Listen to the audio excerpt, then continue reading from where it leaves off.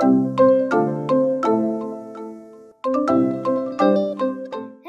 we are Sam and Emily, and this is our puppy, Boomer. Today we're going to be reading Leviticus 11 through 15. Yeah. Yeah. There you go. Come on over. You want to start? Yes, I will start. 11 through 15. 11 through 15. Okay. Leviticus 11. The Lord said to Moses and Aaron, "Say to the Israelites, of all the animals that live on land, these are the ones you may eat. You may eat any animal that has a divided hoof and that chews the cud. There are some that only chew the cud or only have a divided hoof, but you must not eat them. The camel, though it chews its cud, does not have a divided hoof. It is ceremonially unclean for you. The hyrax, though it chews the cud, does not have a divided hoof. It is unclean for you. The rabbit, though it chews the cud, does not have a divided hoof. It is unclean for you. And the pig, though it has a divided hoof, does not chew the cud. It is unclean for you. You must not eat their meat or touch their carcasses. They are unclean for you. Of all the creatures living in the water of the seas and the streams, you may eat any that have fins and scales. But all creatures in the seas or streams that do not have fins and scales, whether among the swarming things or among all the other living creatures of the water, you are to regard as unclean. And since you are to regard them as unclean, you must not eat their meat. You must regard their carcasses as unclean. Anything living in the water that does not have fins and scales is to be regarded as unclean by you. These are the birds you are to regard as unclean and not eat because they are unclean: the eagle, the vulture, the black vulture, the red kite, any kind of black kite, any kind of raven, the horned owl, the screech owl, the gull, any kind of hawk, the little owl, the cormorant, the great owl, the white owl, the desert owl, the osprey, the stork, any kind of heron, the hoopoe, and the bat. All flying insects that walk on all fours are to be regarded as unclean by you. There are, however, some flying insects that walk on all fours that you may eat. Those that have joined legs for hopping on the ground, of these you may eat any kind of locust, katydid, cricket, or grasshopper. But all other flying insects that have 4 legs you are to regard as unclean. You will make yourselves unclean by these. Whoever touches these carcasses will be unclean till evening. Whoever picks up one of their carcasses must wash their clothes, and they will be unclean till evening. Every animal that does not have a divided hoof or that does not chew the cud is unclean for you. Whoever touches the carcass of any of them will be unclean. Of all the animals that walk on all fours, those that walk on their paws are unclean for you. Whoever touches their carcasses will be unclean till evening. Anyone who picks up their carcasses must wash their clothes, and they will be unclean till evening. These animals are unclean for you. Of the animals that move along the ground, these are unclean for you. Amen. The weasel, the rat, any kind of lizard. Oh. I thought they were going to talk about snakes. Yeah, I'm sure they can be. Any kind of great lizard, the gecko, the monitor lizard, the wall lizard, the skink, and the chameleon. Of all those that move along the ground, these are unclean for you. Whoever touches them when they are dead will be unclean till evening. When one of them dies and falls on something, that article, whatever its use, will be unclean. Whether it is made of wood, cloth, hide, or sackcloth, put it in water, it will be unclean till evening. Then it will be clean. If one of them falls into a clay pot, everything in it will be unclean, and you must break the pot. Any food you are allowed to eat that has come into contact with water from any such pot is unclean, and any liquid that is drunk from such a pot is unclean. Anything that one of their carcasses falls on becomes unclean. An oven or cooking pot must be broken up. They are unclean, and you are to regard them as unclean. A spring, however, or a cistern for collecting water remains clean, but anyone who touches one of these carcasses is unclean. If a carcass falls on any seeds that are to be planted, they remain unclean. But if water has been put on the seed, and a carcass falls on it, it is unclean for you. If an animal that you are allowed to eat dies, anyone who touches its carcass will be unclean till evening. Anyone who eats some of its carcass must wash their clothes, and they will be unclean till evening. Anyone who picks up the carcass must wash their clothes, and they will be unclean till evening. Every creature that moves along the ground is to be regarded as unclean. It is not to be eaten.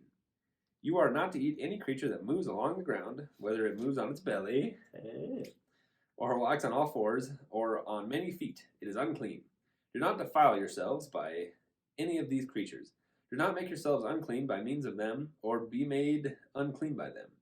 I am the Lord your God. Consecrate yourselves and be holy, because I am holy. Do not make yourselves unclean by any creature that moves along the ground. I am the Lord, who brought you up out of Egypt, to be your God. Therefore be holy, because I am holy.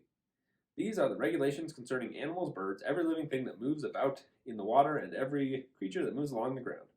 You must distinguish between the unclean and the clean, between living creatures that may be eaten and those that may not be eaten. Chapter 12. 12. I'm not going to look at the lights. It's too bright. The Lord said to Moses, say to the Israelites, a woman who becomes pregnant and gives birth to a son will be ceremonially unclean for 7 days, just as she is unclean during her monthly period. On the 8th day, the boy is to be circumcised. Then the woman must wait 33 days to be purified from her bleeding. She must not touch anything sacred or go to the sanctuary until the day of her purification is over. If she gives birth to a daughter, for 2 weeks the woman is unclean, as during her period. Then she must wait 66 days to be purified from her bleeding. When the days of her purification for a son or daughter are over, she is to bring the priest at the entrance of the tent of meeting a year-old lamb for a burnt offering and a young pigeon or a dove for a sin offering. You shall offer them before the Lord to make atonement for her, and then she will be ceremonially clean from the flow of her blood. These are the regulations for the woman who gives birth to a boy or a girl, but if she cannot afford a lamb, she is to bring 2 doves or 2 young pigeons, one for a burnt offering and the other for a sin offering. In this way, the priest will make atonement for her, and she will be clean. A short chapter. All right, chapter 13. All right. Regulations about defiling skin diseases. The Lord said to Moses and Aaron, when anyone has a swelling or rash or a shiny spot on their skin that may be a defiling skin disease, they must be brought to Aaron the priest or one of his sons who is a priest. The priest is to examine the sore of the skin, or the sore on the skin, and if the hair in the sore has turned white and the sore appears to be more than skin deep, it is a defiling skin disease. When the priest examines that person, he shall pronounce them ceremonially unclean. If the shiny spot on the skin is white but does not appear to be more than skin deep, and the hair on it has not turned white, the priest is to isolate the affected person for 7 days. On the 7th day, the priest is to examine them. If he sees that the sore is unchanged and has not spread in the skin, he is to isolate them for another 7 days. On the 7th day, the priest is to examine them again, and if the sore has faded and has not spread in the skin, the priest shall pronounce them clean. It is only a rash. They must wash their clothes, and they will be clean.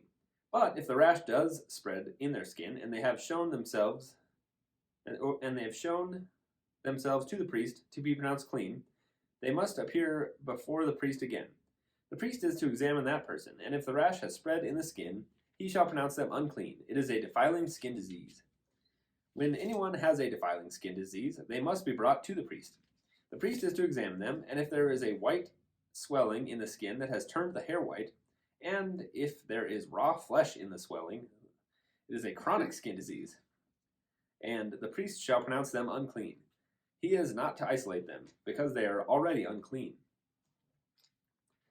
If the disease breaks out all over their skin, and, so far as the priest can see, it covers all of the skin of the affected person from head to foot, the priest is to examine them, and if the disease has covered their whole body, he shall pronounce them clean. Since it has been all turned white, they are clean. But whenever raw flesh appears on them, he will be unclean. When the priest sees the raw flesh, he shall pronounce them unclean. The raw flesh is unclean, they have a defiling disease. If the raw flesh changes and turns white, they must go to the priest. The priest is to examine them, and if the sores have turned white, the priest shall pronounce the affected person clean. Then they will be clean. When someone has a boil on their skin and it heals, and in the place where the boil was, a white swelling or reddish white spot appears, they must present themselves to the priest. The priest is to examine it, and if it appears to be more than skin deep and the hair on it has turned white, the priest shall pronounce that person unclean. It is a defiling skin disease that has broken out where the boil was. But if when the priest examines it there is no white hair in it, and it is not more than skin deep and has faded, then the priest is to isolate them for 7 days. If it is spreading in the skin, the priest shall pronounce them unclean. It is a defiling disease. But if the spot is unchanged and has not spread, it is only a scar from the boil, and the priest shall pronounce them clean. When someone has a burn on their skin, and a reddish white or white spot appears in the raw flesh of the burn, the priest is to examine the spot.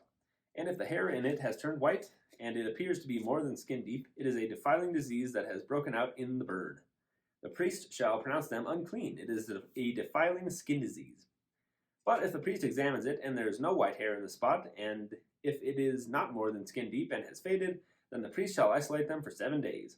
On the 7th day, the priest is to examine that person, and if it is spreading in the skin, the priest shall pronounce them unclean. It is a defiling skin disease. However, the spot is unchanged and has not spread in the skin but has faded, it is a swelling from the burn, and the priest shall pronounce them clean. It is only a scar from the burn. If a man or woman has a sore on their head or chin, the priest is to examine the sore. If it appears to be more than skin deep and the hair in it is yellow and thin, the priest shall pronounce them unclean. It is a defiling skin disease on the head or chin. But if, when the priest examines the sore, it does not seem to be more than skin deep, and there is no black hair in it, then the priest is to isolate the affected person for 7 days. On the 7th day, the priest is to examine the sore, and if it has not spread, and there is no yellow hair in it, and it does not appear to be more than skin deep, then the man or woman must shave themselves, except for the affected area, and the priest is to keep them isolated for another 7 days. On the 7th day, the priest is to examine the sore, and if it has not spread in the skin, and appears to be no more than skin deep, the priest shall pronounce them clean. They must wash their clothes, and they will be clean. But if the sore does spread in the skin, after they are pronounced clean, the priest is to examine them, and if he finds that the sore has spread in the skin, he does not need to look for yellow hair, they are unclean. If, however, the sore is unchanged so far as the priest can see, and if black hair has grown in it, the affected person is healed. They are clean, and the priest shall pronounce them clean. When a man or woman has white spots on the skin, the priest is to examine them, and if the spots are dull white, it is a harmless rash that has broken out on the skin. They are clean. The man who has lost his hair and is bald is clean. Yay for bald guys! If he has lost his hair from the front of his scalp and has a bald forehead, he is clean. But if he has a reddish-white sore on his bald head or forehead, it is a defiling disease breaking out on his head or forehead. The priest is to examine him, and if the swollen sore on his head or forehead is reddish-white, like a defiling skin disease, the man is diseased and is unclean. The priest shall pronounce him unclean because of the sore on his head. Anyone with such a defiling disease must wear torn clothes, let their hair be unkempt, cover the lower part of their face, and cry out, "Unclean, unclean!" As long as they have the disease, they remain unclean. They must live alone. They must live outside the camp. As for any fabric that is spoiled with a defiling mold, any wooden or linen clothing, any woven or knitted material of linen or wool, any leather or anything made of leather, if the affected area in the fabric, the leather, the woven or knitted material, or any leather article is greenish or reddish, it is a defiling mold and must be shown to the priest. The priest is to examine the affected area and isolate the article for 7 days. On the 7th day he is to examine it, and if the mold has spread in the fabric, the woven or knitted material, or the leather, whatever its use, it is a persistent defiling mold. The article is unclean. He must burn the fabric, the woven or knitted material, or of wool or linen, or any leather article that has been spoiled. Because the defiling mold is persistent, the article must be burned. But if when the priest examines it,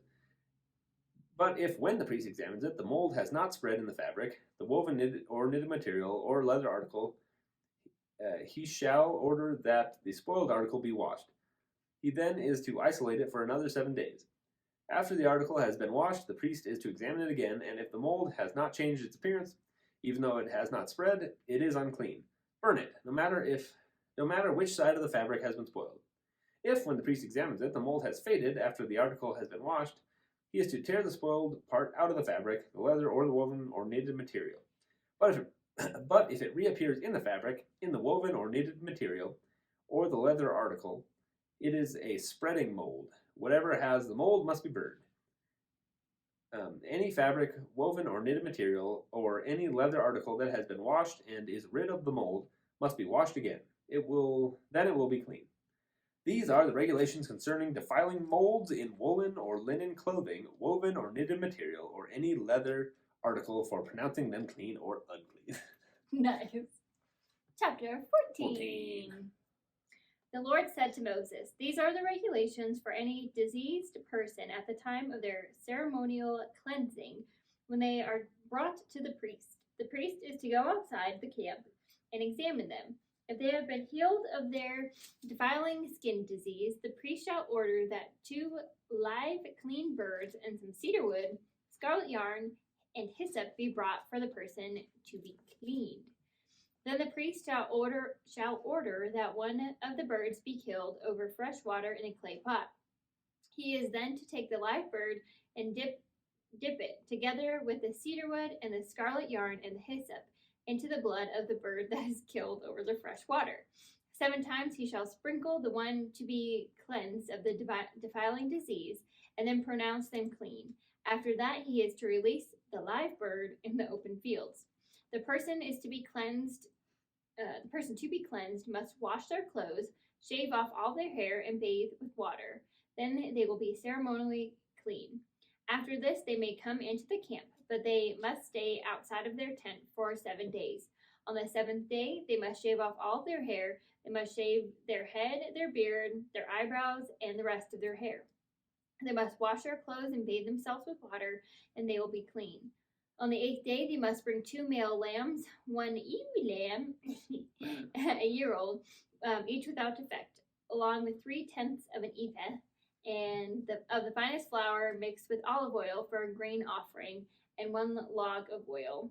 The priest who pronounces them clean shall present both the one to be cleansed and their offering before the Lord at the entrance of the tent of meeting. Then the priest is to take one of the male lambs and offer it as a guilt offering, along with the log of oil. He shall wave them before the Lord as a wave offering. He is to slaughter the lamb in the sanctuary area where the sin offering and the burnt offering are slaughtered. Like the sin offering, the guilt offering belongs to the priest. It is most holy. The priest is to take some of the blood of the guilt offering and put it on the lobe of the right ear of the one to be cleansed, on the thumb of their right hand, and on the big toe of their right foot. The priest shall take some of the log of oil, pour it in the palm of his own left hand, dip his right forefinger into the oil in his palm, and with his finger sprinkle some of it before the Lord 7 times. The priest is to put some of the oil remaining in his palm on the lobe of the right ear of the one to be cleansed, on the thumb of the right hand, and on the big toe of the right foot, on top of the blood of the guilt offering. The rest of the oil in the palm the priest shall put on the head of the one to be cleansed and make atonement for them before the Lord. Then the priest is to sacrifice the sin offering and make the atonement for the one to be cleansed from their uncleanliness. Yes. After that, the priest shall slaughter the burnt offering and offer it on the altar, together with the grain offering, and make atonement for them, and they will be clean. If, however, they are poor and they cannot afford these, they must take 1 male lamb as a guilt offering to be waved to make atonement for them, together with 1/10 of an ephah and the finest flour. Mix the olive oil for a grain offering. Whoa, sorry, that just made me just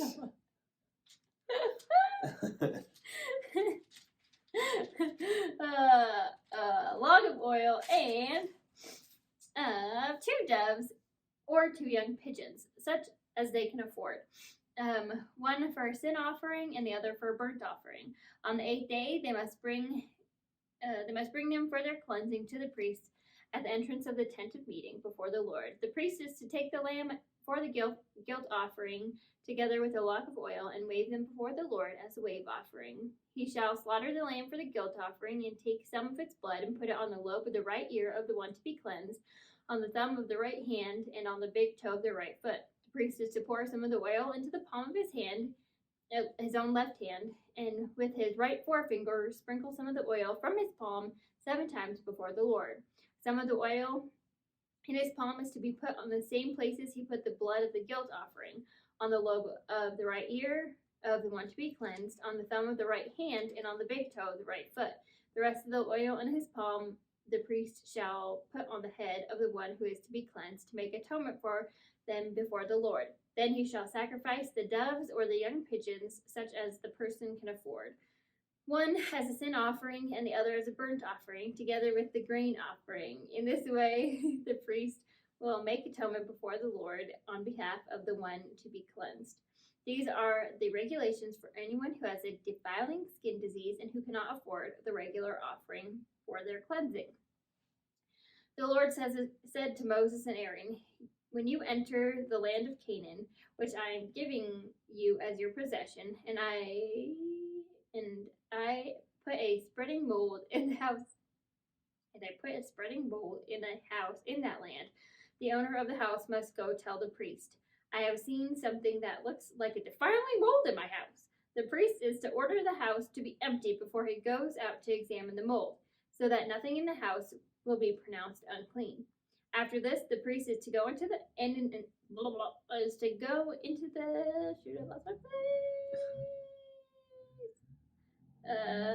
after this, the priest is to go in and inspect the house. He is to examine the mold on the walls, and if it has a greenish or reddish depressions that appear to be deeper than the surface of the wall, the priest shall go out of the doorway of the house and close it up for 7 days. On the 7th day, the priest shall return and inspect the house. If the mold has spread on the walls, he is to order that the contamination stones will be torn out and thrown into an unclean place outside of town. He must have all the inside walls of the house scraped, and the material that is scraped off dumped into the unclean place outside of town. Then they are to take other stones to replace these, and take new clay and plaster the house. If the defiling mold reappears in the house after the stones have been torn out and the house scraped and plastered, the priest is to go examine it, and if the mold has spread in the house, it is a persistent defiling mold, and the house is unclean. It must be torn down, its stones, timber, and all the plaster, and taken out of the town to an unclean place. Anyone who goes into the house while it is closed up will be unclean until evening. Anyone who sleeps or eats in the house must wash their clothes, but if the priest comes to examine it, and the mold has not spread after the house has been plastered, he shall pronounce the house clean, because the defiling mold is gone. To purify the house, he is to take 2 birds and some cedar wood, scarlet yarn, and hyssop. He shall kill one of the birds over fresh water in a clay pot. Then he is to take the cedar wood, the hyssop, the scarlet yarn, and the live bird, and dip them into the blood of the dead bird and the fresh water, and sprinkle it in the house 7 times. He shall purify the house with the bird's blood, the fresh water, the live bird, the cedar wood, the hyssop, and the scarlet yarn. Then he is to release the live bird into the open fields outside of town. In this way he will make atonement for the house, and it will be clean. These are the regulations for any defiling skin disease, for a sore, for defiling molds in fabric or in a house, and for a swelling, a rash, or a shiny spot, to determine when something is unclean or clean, or clean or unclean. These are the regulations for defiling skin diseases and defiling molds. Good enough? Chapter 15. All right. This one, mine says, discharges causing uncleanliness. Your voice cracked at that a little bit. Buckle up. All right. The Lord said to Moses and Aaron, speak to the Israelites and say to them, when any man has an unusual bodily discharge, such a discharge is unclean. Whether it continues flowing from his body or is blocked, it will make him unclean. This is how his discharge will bring about uncleanliness. Any bed the man with a discharge lies on will be unclean, and anything he sits on will be unclean. Anyone who touches the bed must wash their clothes and bathe with water, and they will be unclean till evening. Whoever sits on anything that the man with a discharge sat on must wash their clothes and bathe with water, and they will be unclean till evening. Whoever touches the man who has a discharge must wash their clothes and bathe with water, and they will be unclean till evening. If the man with the discharge spits on anyone who is clean, they must wash their clothes and bathe with water, and they will be unclean till evening. Everything the man sits on when riding will be unclean, and whoever touches any of the things that were under him will be unclean till evening. Whoever picks up those things must wash their clothes and bathe with water, and they will be unclean till evening. Anyone the man with a discharge touches without rinsing his hands with water must wash their clothes and bathe with water, and they will be unclean till evening. A clay pot that the man touches must be broken, and any wooden article is to be rinsed with water. When a man is cleansed from his discharge, he is to count off 7 days for his ceremonial cleansing. He must wash his clothes and bathe himself with fresh water, and he will be clean. On the 8th day he must take 2 doves or 2 young pigeons and come before the Lord to the entrance of the tent of meeting and give them to the priest. The priest is to sacrifice them, the one for a sin offering and the other for a burnt offering. In this way he will make atonement before the Lord for the man because of his discharge. When a man has an emission of semen, he must bathe his whole body with water, and he will be unclean till evening. Any clothing or leather that has semen on it must be washed with water, and it will be unclean till evening.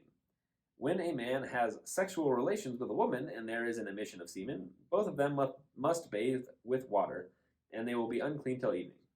When a woman has her regular flow of blood, the impurity of her monthly period will last 7 days, and anyone who touches her will be unclean till evening.